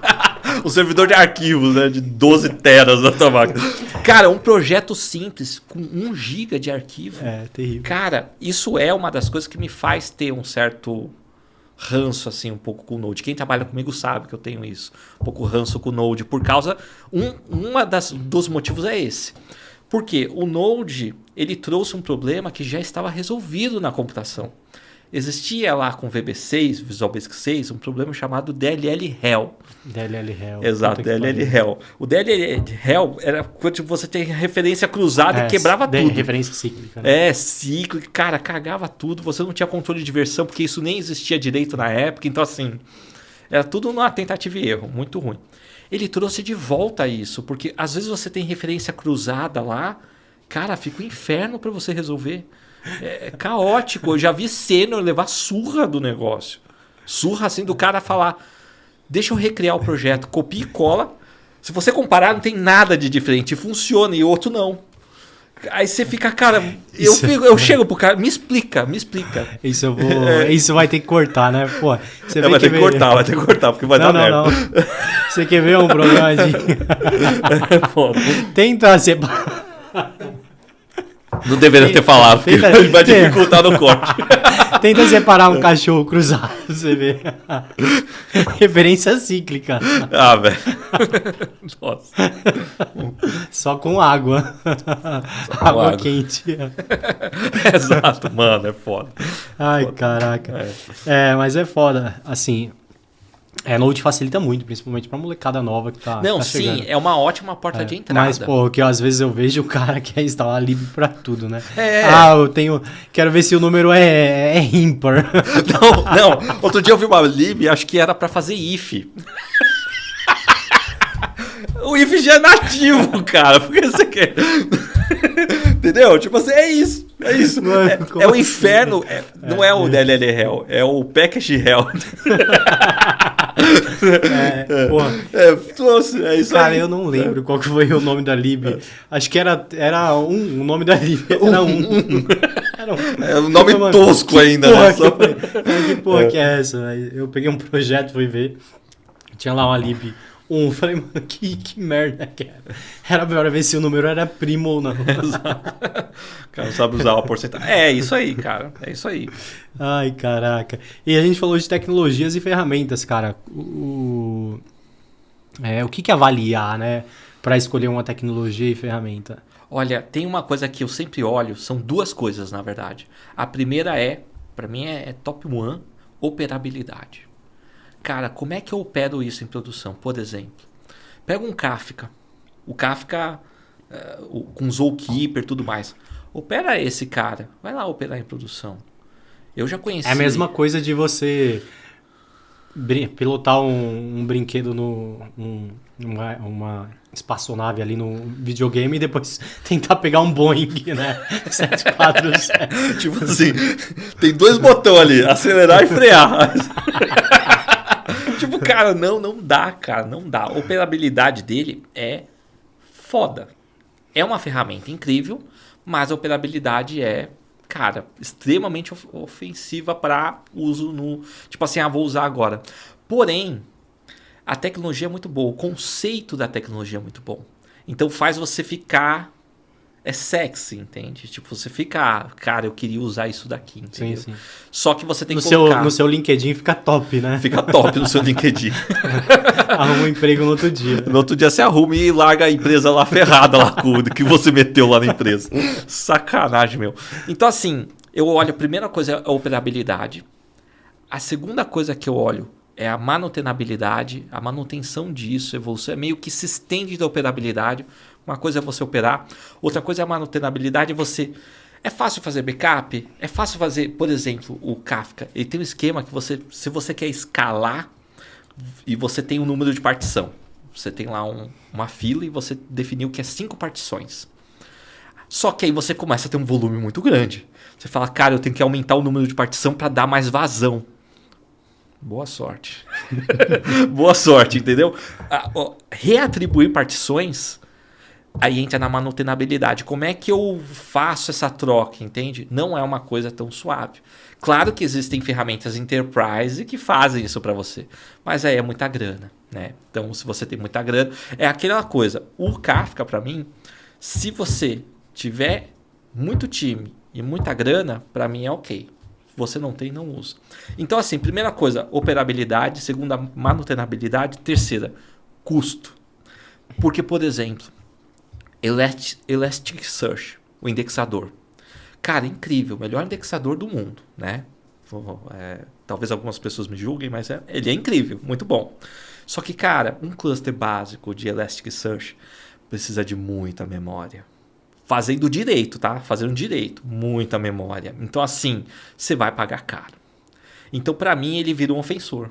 Então, eu iria para alguma outra tecnologia equivalente que não consuma tanta memória. Por quê? Porque o Elasticsearch usa JVM, usa Java. E Java tem um pouco essa característica de consumo de memória. Só para subir já vai um data center inteiro, né? Da JVM. Exatamente. Não tem nuvem no país. Foi mal, gente. Mas aí você tem... Então o custo se torna um ofensor. Sim, tipo assim, sim. é fácil, né? Por exemplo, Elasticsearch. É fácil você montar um cluster, dar manutenção, fazer backup. Não é difícil, não. Mas o custo, tipo assim, você precisa ter uma outra ferramenta de indexação chamado TypeSense. É muito mais leve.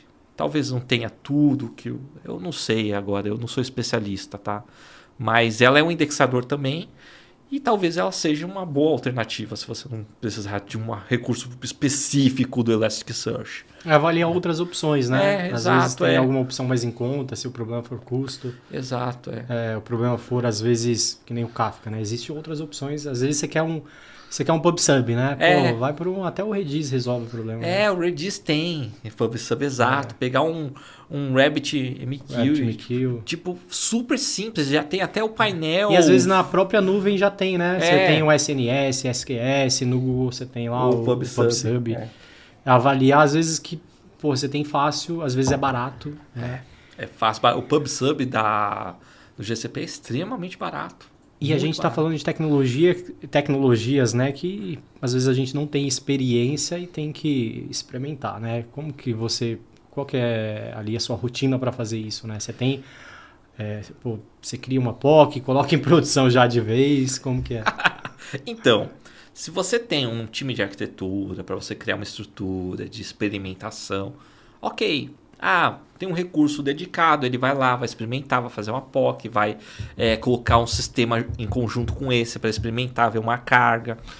Você vai meio que, tipo assim, você tem um espaço maior de experimentação. No modelo startup, não tem muito isso não. Tipo assim, é aquela coisa, cara, eu tenho uma dor, a dor é X, eu preciso resolver ela. A gente vai fazer uma discussão, né? Vamos discutir tal. Vamos experimentar 3, 4 opções. A gente experimenta, o teste não é profundo. Então, assim, pode aparecer coisas que, tipo assim, cara, não previmos. Mas eu tenho um mínimo que eu coloco. Tipo assim, você tem que montar um cluster. Você tem que conseguir, se um nó cair, o outro se recuperar. Tem algumas coisas que eu coloco como pré-requisito. Sempre. para garantir para minimizar o raio de explosão disso. E aí, então, cara, muitas vezes é pôr em produção mesmo. Tipo assim, vai pro quente. Vai e reza. Assim, não tão inconsequente. Não coloque na sexta-feira. Né? Não na sexta-feira. Tem que estar todo o time disponível. Ó, vai ser uma mudança, vai ser agora. Tá todo mundo pronto? Beleza, vamos nessa. Né? Um pouco disso. Você tem que ter... É bom senso. Vai muito mais do bom senso. E realmente entender o que você está fazendo, né? Entendeu? Você saber o risco, tipo assim, por exemplo... você tem aquelas perguntas, né? Do tipo, isso pode quebrar minha empresa? Pode, pô, então isso daqui... Então vai. Então foi produção, sem pensar. Não, aí já é uma coisa que eu paro mais, eu analiso mais, eu não sei o que, cara, isso daqui não vai ser de uma vez, vai ser aos poucos. Agora, se não aí tipo assim, não, vai parar um pedacinho, não tem problema, vamos nessa. Tipo, por exemplo, a gente tá olhando indexadores lá, porque a gente tem um mecanismo de pesquisa. E o mecanismo de pesquisa hoje não está tão eficiente. Funciona, tal, mas não está tão eficiente. Eu estava olhando opções, né? Por isso que eu falei desse Type Sense, porque foi um dos caras que eu vi que, acho que é bom. Só que eu acho. Não sei.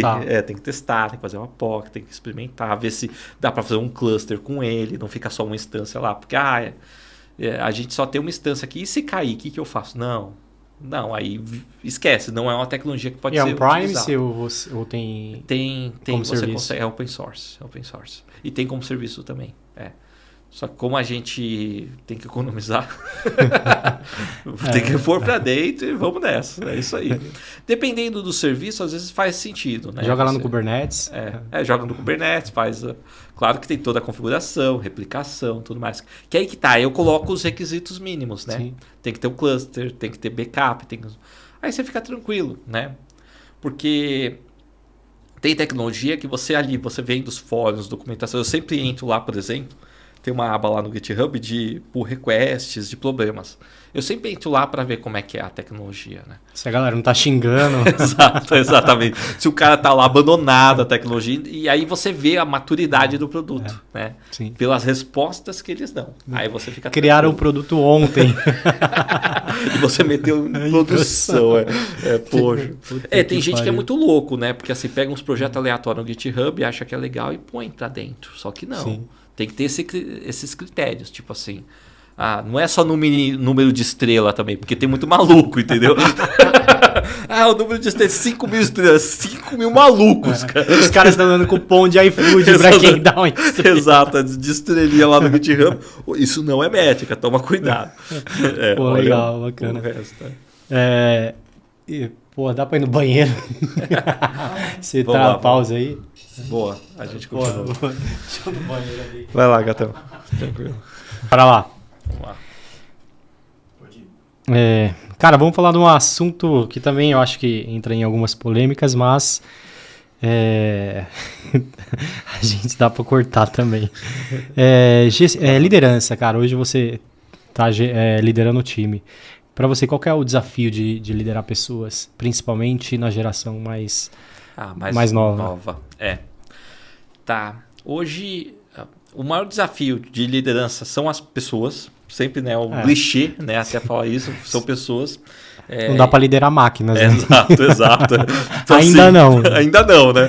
Vamos ver aí o chat GPT, né? Mas as pessoas, a diferença entre as pessoas e você conseguir alinhar o CPF com o CNPJ. Esse alinhamento é o desafio. Porque você tem a pessoa que, para ela tudo bem o job ser mais, tipo assim, organizado, estruturado, tipo assim, beleza, eu sei o que eu tenho para fazer na próxima semana, né? Eu tenho que atuar nessa task. E tem outro cara que não. Ele quer, tipo assim, cara, ele quer emoção. Ele quer emoção. E é o cara que normalmente quer colocar um sistema de produção na sexta-feira. Sexta-feira. Aliás, eu acabei de receber uma mensagem aqui, #sextou, que deu um problema no sistema. Tipo assim, já querem fazer subida aqui, mas tudo bem, depois eu vejo. Mas assim, esse desafio de equilibrar o CPF com o CNPJ, os objetivos do CPF. Quais os seus objetivos, Cadu? O que você quer para você? Eu quero experimentar mais tecnologias. Como é que eu encaixo isso para a empresa? O que faz sentido para mim? Quando você tem uma empresa um pouquinho menor, pequena na verdade, é mais difícil você fazer isso, porque você, tipo assim, cara, eu tenho um objetivo e todo mundo tem que estar nesse barco para isso. Então não dá para que eu seja tão flexível. Todo mundo tem que comprar a briga, né? Tem que comprar a briga. E aí é um ambiente que exige uma dinâmica, uma flexibilidade maior do cara. Quando você está numa empresa maior, você tem o seu job description e você vai seguir ele, entendeu? Você pode sair às 18 que tá tudo bem. né? Tá tudo bem. E na pequena, cara, se o bicho pegou, a gente vai ter que se juntar aqui e ficar até a hora que resolver, porque a empresa não vai parar. Então, esse alinhamento, o desafio é hoje, esse alinhamento CPF-CNPJ, trazendo para gerações mais novas. O desafio com as mais novas é a questão, eu vejo hoje, o maior desafio é o imediatismo. Porque hoje a gente tem uma geração que tem as coisas muito fáceis. Pedir uma comida ali, um delivery, que é a um botão, o cara clicou, tá aqui. Um serviço de táxi, coisa do tipo, é tudo muito fácil. A internet tornou tudo muito fácil. A tecnologia tornou tudo muito fácil. Tudo muito imediato. Então esse cara, quando ele está com você, ele às vezes tem uma expectativa de que as coisas também vão ser rápido. Sim. E não é tão rápido. O cara não vai virar sênior em 3 meses. Né? Nem em 3 anos, né? Em 3 anos talvez não vire. E na nossa área de tech tem acontecido. O cara em 1 ano ele salta de um salário de 3 mil para 15 mil, 20 mil, 30. Às vezes assim exorbitante. Né? É insano o que acontece. Muitas vezes. Claro que o mercado corrige de tempos em tempos esse processo. O mercado está dando uma corrigida agora. Deu uma baita corrigida agora, exato. Passou a borracha. Passou a borracha em cima. Mas você tem isso, esses saltos que acontecem, né? Que aí cria anomalia, porque você cria. Aí você entra lá do começo, né, da nossa conversa, que a gente está falando de arquitetura que o simples resolve. Esse cara, por ele não ter passado por esse processo, ele começa a dar soluções muito complexas. E ele é um sênior. E aí o time vai tratar ele como sênior. Então vai absorver as soluções complexas. Porque ele não passou pelos processos de crescimento e evolução. Né? Eu acho que as pessoas deveriam, a geração mais nova, deveria aprender, isso não generalizem, tá? Não é para generalizar, mas aprender a curtir a jornada. Curta a jornada, porque assim, é tanto imediatismo. Cara, tudo bem levar 2, 3 anos. Tudo bem, cara, você está se dedicando, você sente que você está crescendo, você vai saber se você está crescendo, se você está evoluindo, se você está se tornando uma pessoa melhor. Né? Mas eu sinto que é tanta ansiedade para, sei lá, talvez virar um diretor, um presidente. Cara, curte a jornada. Né? Eu sei que tem empresas que não são legais, tá? Que realmente não tratam as pessoas bem. Eu não posso generalizar. Você tem os 2 lados dessa moeda. Mas eu acho que, cara, não tá legal, procura outro lugar. Ponto, é isso. Tipo assim, eu vejo que hoje também a internet dessa nova geração chega lá e fica reclamando. Fica militando no Instagram. Cara, o que isso vai mudar na tua vida? Tempo perdido, né? Tempo perdido. Cara, você tá satisfazendo o seu próprio ego. Sim. Cara, eu sei que é polêmico, mas, cara, não faz isso. Procura outra coisa, né? E curte a jornada. Eu tava vendo um vídeo há um tempo, né? Que o cara falou que às vezes a gente acha que a vida é curta, né? Mas na verdade a vida ela acaba sendo curta porque a gente vive nesse imediatismo, de querendo as coisas tudo para ontem. E a partir do momento que você curte a jornada, você vê que a vida realmente é o tempo que precisa ser, né? Você consegue curtir, né? Seja a empresa, seja sua filha, seja sua esposa, seja ali a jornada como um todo, né? E eu vejo que é muito disso também. Então, essa cobrança, até mesmo da galera querer mostrar mais serviço, querer entregar complexidade num curto período, né? Você vê que, às vezes o cara, ele acabou de ser promovido para pleno, ele já quer fazer um MBA em arquitetura de software. Acho que precisa primeiro o alicerce, a base, estudar literatura, para depois ser e não ser, né? Eu acho que a vida já te leva para É natural. É natural, né? É, porque é que nem o do arquiteto. Qual o caminho? Então, muitas entregas de software em produção, você vai perceber que certas coisas são boas, certas coisas são ruins. Isso vai te trazer experiência e, consequentemente, você vai poder ocupar essa função. Mesmo que na empresa não exista, você vai ser essa pessoa que vai dizer como a solução tem que ser feita. Às vezes você quer no papel só para satisfazer o seu ego, mas você já é. Sim. Você já é isso. Né? Às vezes você já está na posição... Você já exerce a posição no lugar que você está, mas a empresa que você está não existe essa função. E talvez tudo bem não existir. Né? Sim. Porque vou criar um papel agora de... Né? E às vezes faz mais sentido você absorver aquilo... Ver que tem uma oportunidade ali, depois saiu da empresa, você já está preparado. Exato. E você falou do MBA, né? Olha só que interessante. Eu vejo que tem gente que faz e fala, agora eu sou formado em arquiteto de soluções. Será? Será que é mesmo? Será que você não está se enganando? Porque no final do dia, tudo tem o seu tempo. E às vezes, por exemplo, eu estava até vendo de fazer alguma formação executiva, tudo mais fora do país. Agora está fazendo sentido para mim. 5 anos atrás eu pensei em fazer. E eu olho para trás e eu falo, cara, se eu fizesse lá, eu não ia aproveitar nada. Eu fiz, em 2015 eu fiz um MBA em engenharia de software focado em SOA. Cadê SOA, né? Exatamente. Olha só, tipo assim, cara... E aí, né? Tecnologia se data, né? Então você, no final, acho que você tem que muito mais é o conceito, sabe aquela papo filosófico do nome, do tipo. Sim. É o conceito, tipo assim, no final é isso. Sistemas distribuídos. Exato. Tem aquele livro do Tannenbaum lá, que é super legal, de sistemas distribuídos. Cara, é o conceito. O conceito continua sendo o mesmo.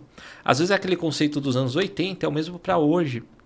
Você só tem que traduzir para uma linguagem diferente, uma linguagem mais atualizada. E ver que, na verdade, naquela época os caras já se preocupavam com isso, mas tratava de uma forma, né? Hoje de outra, e você faz a comparação ali, o conceito às vezes é o mesmo, né? Exato, exatamente. Por exemplo, acho que eu não vou lembrar agora, mas tem um conceito que tem, sabe aquele Gang 4 lá que tem todos os design patterns e tudo mais? Tem um design pattern lá, esqueci agora o nome do design pattern, que é o equivalente, que um dia eu estava conversando, um cara mais old school, né? Um cara bem old school. E aí o cara tava falando monad. Eu nunca tinha ouvido falar desse termo. Monad? O que é monad? Não, tem um padrão monad, você aplica, não sei o quê. E aí eu fui ver, era um design pattern. Só que tem um nome novo, entendeu?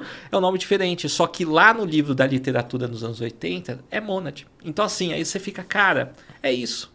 Só faltou um deparo, entendeu? Né? O conceito, às vezes, ele já existe, é só você aplicar. Né? Só isso. E você ter estudado lá atrás, né? Estudou, né? Colou na prova, aí, ó. Isso que dá, aí, ó. Não sabe das coisas, aí fica falando besteira.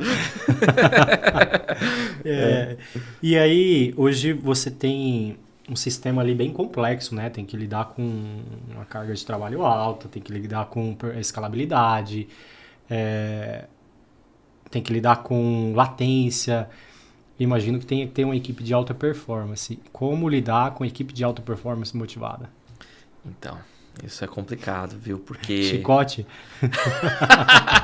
Eu acho que assim, você pressionar, você fazer terror, funciona, tá? Mas por um curto período de tempo. Funciona. Eu não sou muito dessa linha. Eu sou muito mais da linha de trazer a dor para as pessoas, né? Trazer a dor da empresa, a questão do crescimento e da possibilidade para todos, né? Desse crescimento. Porque querendo ou não, se a gente cresce, poxa, eu falo para eles, poxa, se a gente crescer, a gente fatura mais. Se faturar mais, a gente tem bônus. Se tiver bônus, ganha, é isso aí, cara. Às vezes você tem até a oportunidade de ser sócio da empresa. Né? Exato. Você cria novas vias de oportunidade. Me ajude a te ajudar, né? Então é muito mais nesse modo, nessa conversa que eu tento levar essa questão de performance, de alta performance. Só que é um assunto delicado, né? É um assunto sensível. Eu acho que tem gente que acha que está em alta performance e não está, né? Então, como é que você alinhar isso? Então, o termo alta performance, ele é um pouco complicado porque tem gente que não quer também estar na alta performance. Então, aí você volta para aquele papo lá. Como é que alinhar o CPF com o CNPJ? E às vezes é o momento. Não tá errado, Não né? tá errado, não, nem um pouco. Né? A pessoa quer mesmo. Ela quer Faz começar parte às 9... estratégia de vida atual da pessoa.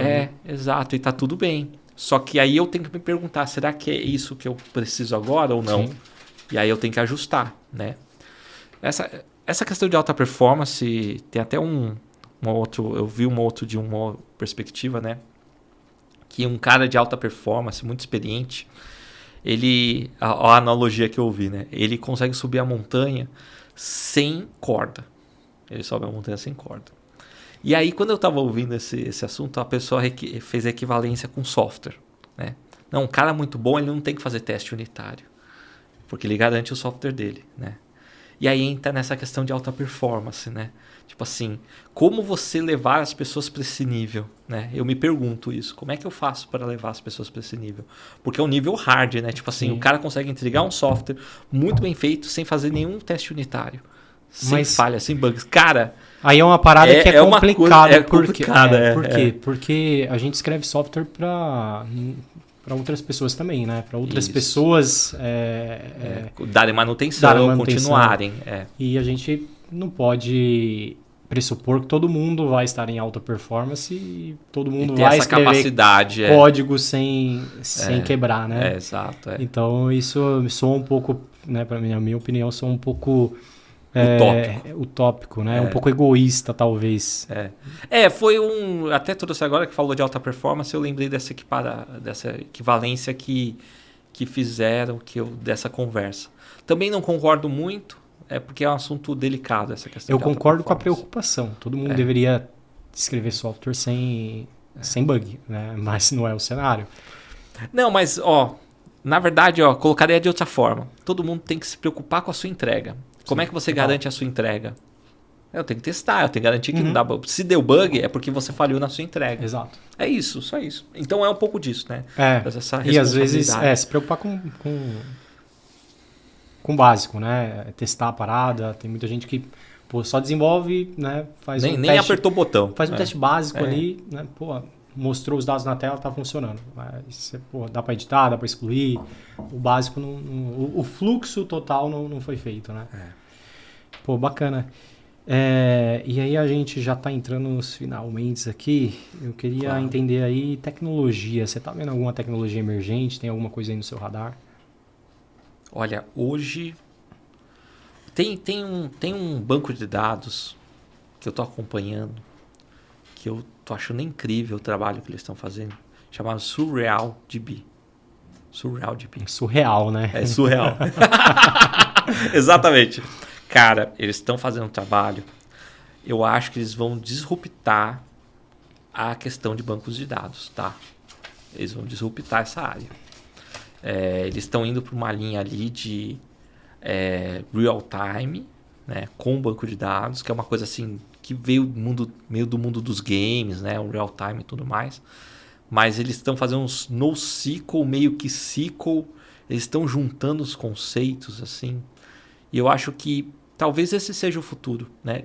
Uma única tech de banco extremamente eficiente, escalável, que resolve quase todos os cenários de banco de dados. Tipo assim, uma parada em memória, no SQL, transacional, tipo tudo, sabe, tudo. Tipo assim, eu quero ter documento flexível, que nem o MongoDB.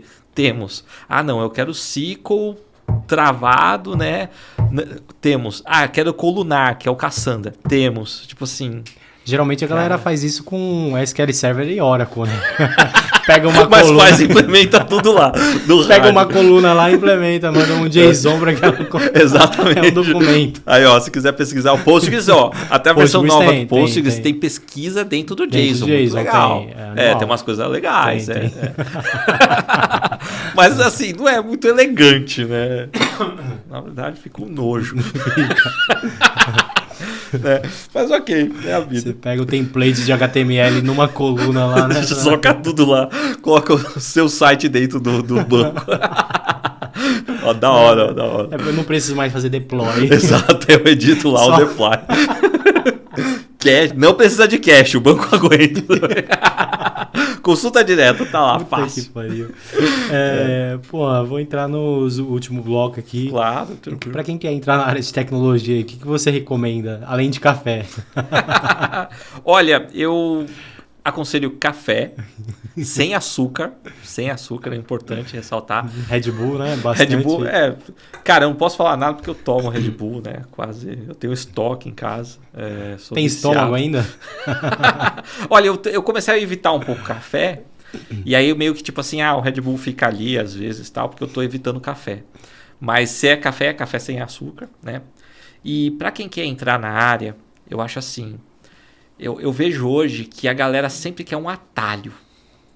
Vou fazer um curso aqui rapidinho. Ou tipo assim, não, vou... Bootcamp, aí eu já tô pronto tal. Sempre quer um atalho. Só que, gente, se for entrar na área, estudem. Vai ter que estudar muito. Não tem como. Não tem como. O cara que acha que não vai estudar, desculpa. É a área que você mais vai ter que estudar na sua vida. Eu estudo até hoje. Né? Ontem à noite eu estava vendo um esquema de performance do Rust. Estava vendo, acho que é Criterion, acho que é isso. Estava vendo assim, cara, é isso. Tipo assim. E eu, detalhe, eu tô na posição de liderança. Eu não tô tipo, ainda codando todo dia. Eu tô muito mais liderança. Mas eu pego o meu tempo e estudo para entender, para conseguir dar um norte mais coerente, que faça mais sentido pro time, né? Para poder apoiá-los, porque se for só para ser um cara que fica lá dando ordem, é melhor eu não estar lá, né? Tipo assim, não faz sentido, cara. Não faz sentido, pelo menos para mim, né? Eu não trato dessa forma. E você tem que ter insumos, né, para direcionar o time. Né? Não Exato. adianta só dar ordem e beleza, se vira aí. E aí a galera vai ter que... Aí a decisão e estratégia vem do time, não vem da liderança. Né? Você vai dando diretrizes. É isso, você vai trabalhando diretrizes. Claro que às vezes não tem como, né? Porque a coisa vem voando, mas trabalhar diretrizes. Mas enfim, vai ter que estudar muito. Então, não tente arranjar atalhos. Outra coisa também que eu vejo, que eu dou esse exemplo, que eu vejo que tem muita gente que, eu não estou conseguindo emprego na área, tá difícil, não sei o quê. Bom, para mim é bem simples. É um triângulo. Imagina um triângulo. Na base, é presidente, CEO, diretor, tudo mais. No meio tá gerente, coordenador, um líder técnico e tal. Na base, tá todo o restante de oportunidade. Você acha que é mais fácil entrar aqui em cima ou aqui embaixo? Embaixo, na base. Se você não está conseguindo alguma oportunidade, alguma coisa você está fazendo de errado. Tá? Alguma coisa. Você tem que repensar a sua estratégia. Não estou conseguindo emprego, eu já fiz curso, já não sei o que e tal. Cara, na base é mais fácil de entrar. Você conseguir um emprego de estágio. Será que você não está sendo muito seletivo? Será que você não está esperando a oportunidade aparecer? Outro dia teve uma namorada de um amigo que me mandou mensagem e falou: eu estava querendo entrar na área e tal, já estudo, já não sei o que, eu sei um pouco de Node e tal, não sei o que. Sabe o que eu falei para ela? Eu falei o seguinte, eu falei toda essa história do triângulo e tudo mais e falei o seguinte: poxa, abre o LinkedIn e se candidata a 100 vagas. Se você não conseguir uma entrevista, ou você não conseguir passar em alguma, cara, pode ter certeza que depois dessas 100 entrevistas você vai descobrir o que você está fazendo de errado. Sim. Você vai descobrir. Com certeza. É impossível. Eu tenho um amigo, um colega que ele fez 100 entrevistas para treinar e conseguir entrar numa vaga. Mas ele queria uma vaga de diretor. Não, mas aí que tá. É o que eu falo. É mais difícil, entendeu? É mais difícil. Pô, você na base, você não tá conseguindo, você tá fazendo algo muito errado. Sim. Né? E às vezes eu sinto que a galera mais nova parece que é que o mercado se adapte a eles. Exato. Né? E não vai se adaptar, gente. Pelo contrário, tipo assim, você vai ficando para trás. Né? Às vezes você tem que ir mexendo pô, né? Fazer o cafezinho como estagiário lá. Fazer o cafezinho mesmo, exato. Vai trocar o torno, se sujar inteiro. É isso aí, cara. Ah, mas eu não faço isso. Cara, né? Poxa, quer... E às vezes tem oportunidade dentro da empresa que a pessoa trabalha. A pessoa quer migrar de área, mas tem oportunidade de tecnologia ali dentro. Pô, pega, começa a mostrar que você está digitalizando a empresa, estudando. Ó, fiz um programa aqui, não sei o quê. Né? Tem um membro lá da Pink que está estudando, né? Tem estudado programação e tal. Quem sabe no futuro ele faz o jump, vem para cá, né? É isso. Portas abertas. A questão é que depende muito mais da pessoa do que de mim. Exato. A pessoa está preparada para entrar na vaga na oportunidade que aparecer. Exato. Tem que correr, né? Não vai ser fácil, né? Então, o conselho é esse. Tipo assim, vai estudar muito, não vai ser fácil. Se você não está conseguindo algo, cara, tá fazendo algo errado, porque na base é mais fácil. Então, cara, faz essa estratégia que eu falei. 100 vagas, você vai descobrir o que você está fazendo de errado. Pô, bacana. E aí eu recebi uma oportunidade como arquiteto júnior. O que eu faço? Eu acho que você tem uma oportunidade boa, né? Porque assim, é algo que não deveria existir, né? Isso, por mais que eu tenha passado por isso, isso é uma anomalia.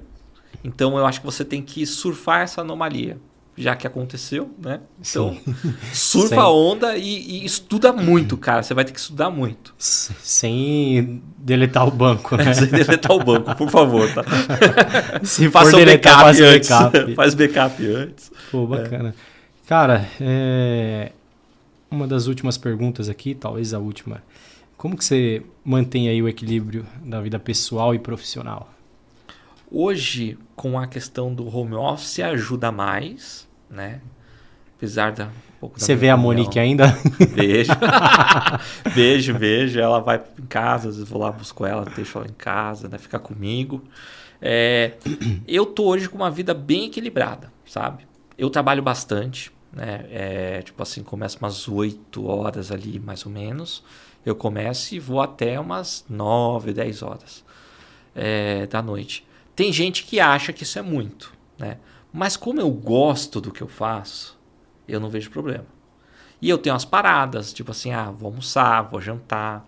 Sexta-feira já é mais difícil, tipo assim, não, pera, deixa eu parar antes, deixa eu fazer alguma coisa aqui. Vou sair com a Monique, vou não sei o quê. Então, assim... Dá pra levar a mãe no jiu-jitsu? levar a avó no crossfit. No crossfit. Levar a vovó no crossfit. Então, assim, sim, né? Eu acho que até hoje o problema não é nem equilíbrio, é disciplina, né? Tem sido, pra mim, pelo menos, disciplina em tipo, vou todo dia na academia. Não, tem dia que eu vou, tem dia que eu não vou. Então, assim, a disciplina tem sido um ofensor para mim, porque eu tenho trabalhado muito, focado muito no trabalho e acabo deixando essas coisas de lado. E isso é muito importante. Eu acho que ajuda você a tomar decisões melhores. Saúde, né? Saúde, exato. Às vezes você pensa que vou dar um tiro rápido aqui para tirar as coisas da frente, mas eu comecei já a perceber que eu estando com o exercício em dia, com a alimentação em dia, tudo organizado, eu tomo decisões melhores. Eu tenho mais paciência com as pessoas. Então, faz toda a diferença isso. Paciência, direcionamento. Legal. Bom que você tá vendo por essa perspectiva. Na época que eu te conhecia, tu era hardcore ali. Nossa, era loucura. Era loucura aquela época. Nossa. Era assim, eu abria o escritório e fechava. Mas faz parte da jornada, né? Não, sim. Eu acho que... eu achei incrível aquela época. Nossa, sim. Eu adorei. Eu aprendi pra caramba. Foi super aprendi a fazer muita merda. Continuo fazendo até hoje.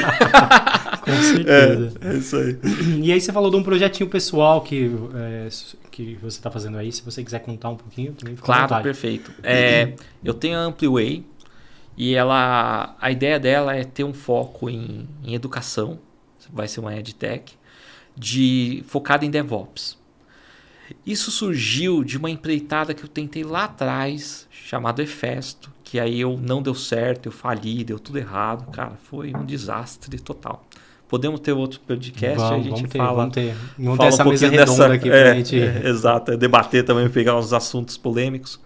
E a Ampliway é para trabalhar essa questão não só DevOps, mas também de arquitetura.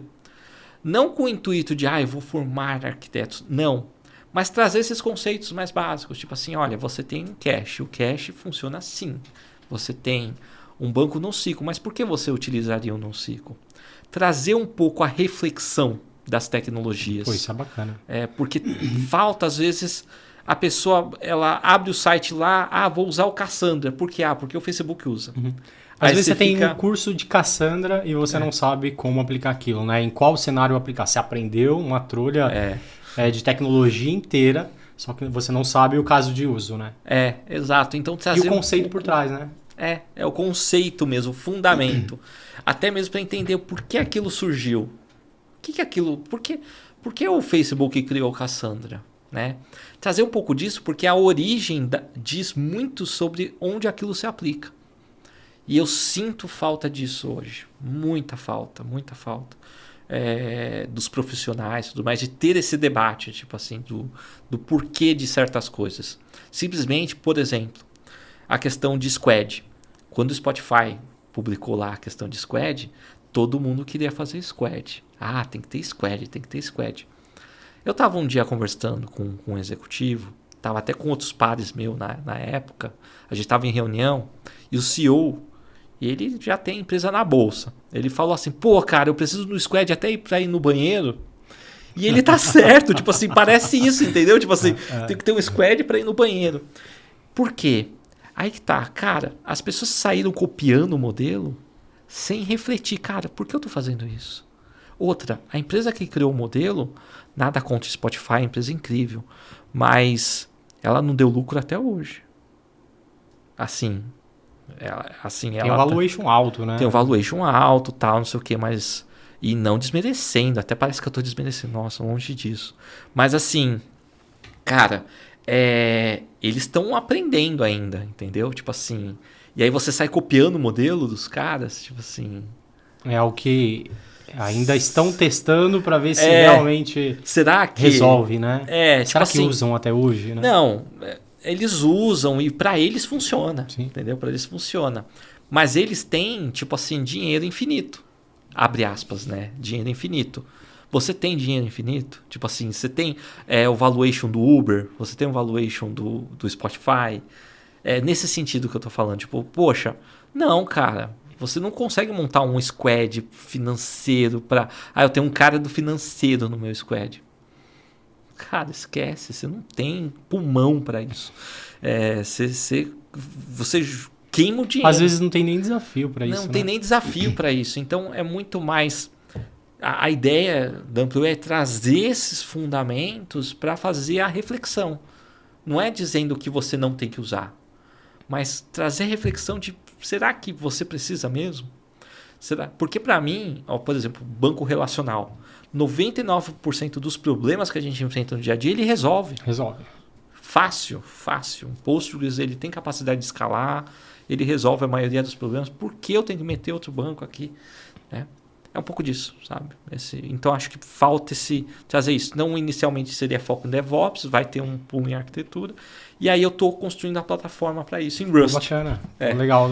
A plataforma que vai ter... Então já vi que vai demorar para sair. Vai demorar 2 décadas. Tá? Em 2040 a gente volta aqui. Você tem ideia de lançar essa plataforma aí? Eu acho que lá para fevereiro, março. Mas agora eu estou sendo mais conservador, vou pôr dessa forma, porque das outras empreitadas que eu tentei, eu fui muito insano, muito, né? E como é uma coisa paralela, porque assim, eu vou cuidar da Pink e tal, tô cuidando da Pink, mas é uma coisa paralela, então acaba não tendo tanta prioridade. Sim. É um objetivo também de vida, né? Que de você vida. sempre teve vontade de fazer essa parada, né? Exato, porque no final eu quero reviver a Efesto, né? Essa é o que eu quero, só que com outro nome e outras... porque Efesto é complexo, é difícil. Eu quis fazer uma coisa muito complexa, rápido, e no final eu preciso de muito capital, dinheiro. Então talvez eu vou por uma outra alternativa, que é tipo assim, vou Eu vou conceber aqui, construir. São aprendizados, né? Quebrar também faz parte da jornada. Né? Não, sim, Nossa, foi a época que eu mais aprendi. Pô, isso é legal. Da pior forma, mas... Está todo torto hoje. A cara feia. Tanta porrada que levou. Não é só a vida que te bateu. Né? Exatamente. Cara, porra, é isso. Obrigado aí pelo bate-papo. Foi Eu que dos agradeço, melhores Cadu. aqui. E vamos marcar mais. Vamos marcar mais, sim. Tem bastante coisa para conversar. Trazer, acompanhar aí essa sua nova jornada aí nesse produto. Vamos trazer mais vezes aqui. E aqui ser um canal também para vocês mostrarem esses produtos aí.